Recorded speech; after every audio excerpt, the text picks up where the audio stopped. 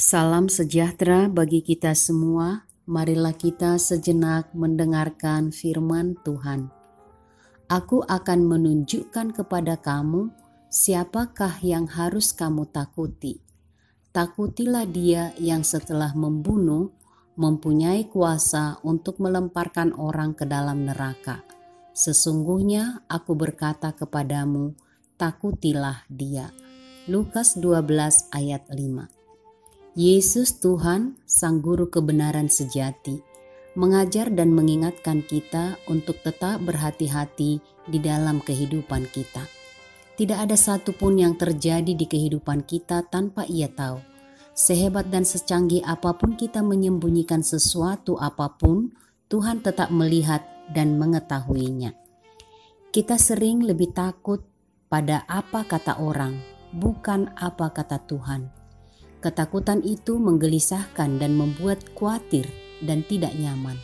Ketakutan bermula dari masuknya kita dalam perangkap dosa. Dosalah yang membuat kita menjadi takut. Takut kepada apapun yang mengancam kenyamanan kita. Takut dicela, takut ketinggalan zaman, takut tidak rohani, takut dicela tidak bergaul, takut mati, takut corona.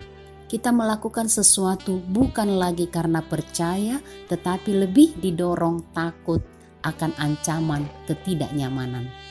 Yesus berkata, jangan takut kepada yang dapat membunuh tubuh dan kemudian tidak dapat berbuat apa-apa.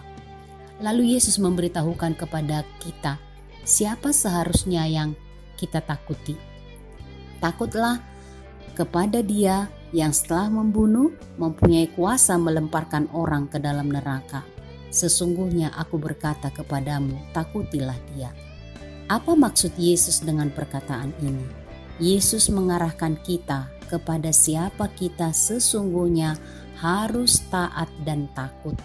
Takutlah kepada yang berkuasa sepenuhnya atas hidup sekarang dan hidup di masa depan, yang berkuasa di bumi dan di sorga, yang berkuasa atas hidup dan mati, yang berkuasa atas penentuan sorga dan neraka, berkuasa atas jiwa dan raga kita. Ia yang mencipta, memelihara dan menyelamatkan kita. Siapa Dia? Dia adalah Tuhan kita yang berkuasa mematikan, melemparkan ke neraka, tetapi berkuasa untuk menghidupkan. Iblis hanya berkuasa untuk membuat kita takut dan menakut-nakuti, mengancam kita. Takutlah kepada Allah, bukan karena ancaman yang menggetarkan, tetapi hormat, kagum, takjub akan kasih-Nya yang besar menyelamatkan kita. Takut akan Tuhan berarti hidup berjalan bersama Tuhan, hidup di dalam arahan-Nya dan kendali-Nya. Kita takut kalau kita tidak berjalan bersama Dia.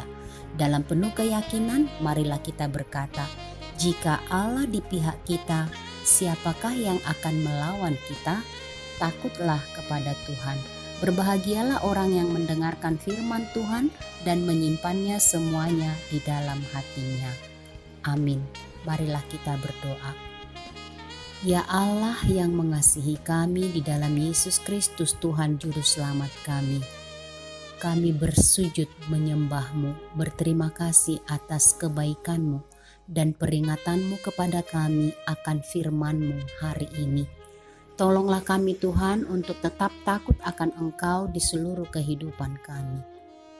Tolong kami Tuhan supaya kami tetap melihat arahan-Mu dan kami mau berjalan bersama-sama dengan Engkau. Biarlah setiap hal yang kami lakukan di dalam hidup kami selalu didorong oleh karena takut akan Tuhan. Jangan biarkan kami Tuhan di dalam kesendirian kami sehingga kami diombang-ambingkan oleh rupa-rupa pengajaran yang menakutkan di dunia ini. Biarlah hidup kami selalu taat, setia berpegang kepada kebenaran firman-Mu. Di dalam nama Yesus kami berdoa. Amin.